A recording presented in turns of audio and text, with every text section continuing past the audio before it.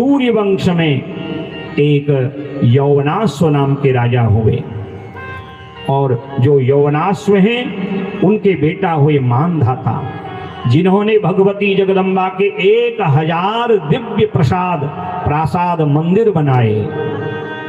यौवनाश्व सुतः श्रीमान मानधातेति महीपतिः अष्टोत्तर सहस्रम तु प्रासादायेन निर्मिताः भगवत्यास्तु तुष्ट्यर्थं महातीर्थेषु मानद मातृगर्भेन जातोऽसा उत्पन्नो जनकोदरे।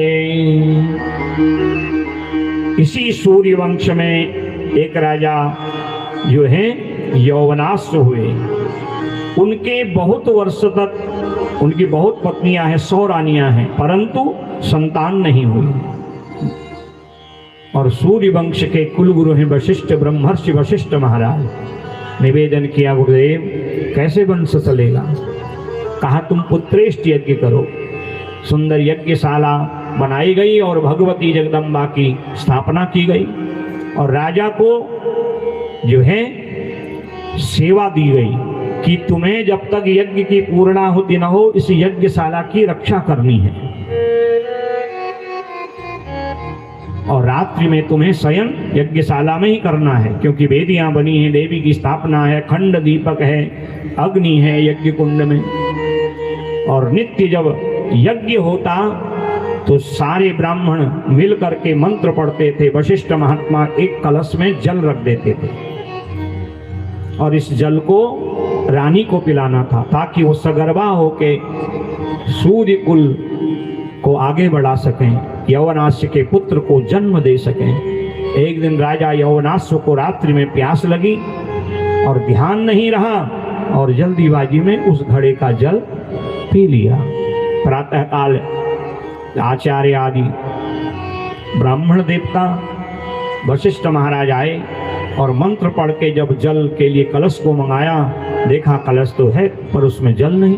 कहा राजन ये तो तुम्हारी सेवा का, तुम्हारी ड्यूटी थी ना, यहाँ सेवा तुम्हारी थी, तो इसका जल कहाँ गया? राजा ने कहा महाराज मैं तो रात को प्यासा था और मैंने इस जल को पी लिया। ओ राजा तूने क्या कर दिया? ये जल तो रानी को पिलाना था, और उस जल से तेज रूपी पुत्र को उत्पन्न करती हो। परंतु राजा ये ब्राह्मणों के मंत्र का अभिमंत्रित जो है कलश का जल था, उसका तेज नष्ट नहीं हो सकता। इसलिए अब तुम्हारी रानी के गर्भ से नहीं, तुम्हारे ही उदर से बेटे का जन्म होगा।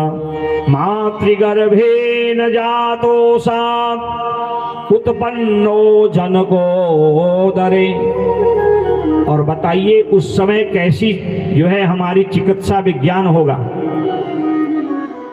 कि बिना ऑपरेशन थिएटर के शल्य चिकित्सा करके राजा यौवनाश्व का कुक्ष भेदन किया गया, और उसमें से एक बालक का जन्म हुआ, और वह जो है जन्म लेते ही रोने लगा और कहने लगा मां मेरी धाता मां कौन है?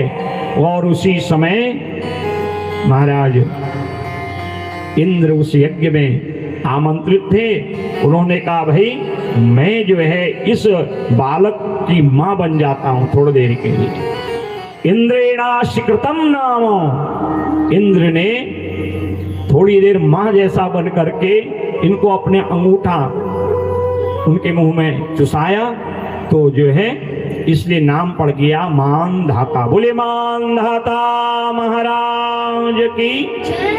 और ये इतने प्रतापी थे, जब इन्होंने राजकाज किया है तस्य बिंदुमती भार्या शश बिंदो सुता भवत। इनकी बिंदुमती नाम की जो पत्नी है बड़ी विदुषी थी और राजा का सहयोग करती थी, और राजा दिन प्रतिदिन भगवती की आराधना में अपने मन को लगाते थे। और कोई छोटी मोटी आराधना यज्ञ अनुष्ठान नहीं किया, बल्कि अष्टोत्तर सहस्रम तु प्रासादा एन निर्मिता, 1008 जो हैं देवी के मंदिरों की स्थापना करी पृथ्वी में, हर तीर्थ में। और इनकी ख्याति भगवती जगदम्बा की कृपा से ऐश्वर्यम यत् प्रसादेनो, जिनकी कृपा से सारे ऐश्वर्य मिलते हैं, ऐसी उस भगवती के मंदिर की जो है इन्होंने स्थापना करी, पूजा करी, तो माँ ने उनकी समस्त बाधाओं का निराकरण कर दिया। दिन प्रतिदिन का राज्य केवल अयोध्या में नहीं, सारी पृथ्वी भूमंडल में सप्तद्वीप वसुंधरा के ये अधिपति बन गए। हम अभी जितना देख रहे हैं पृथ्वी इतनी नहीं है, अभी तो वैज्ञानिकों को और खोज करनी है। ये पृथ्वी 7 द्वीप वाली है, हम तो अभी जम्बू द्वीप तक ही सीमित है। और कहते हैं कि जहां से सूर्य उदय होता है और जहां अस्त होता है, सब वह मानधाता का ही राज्य था।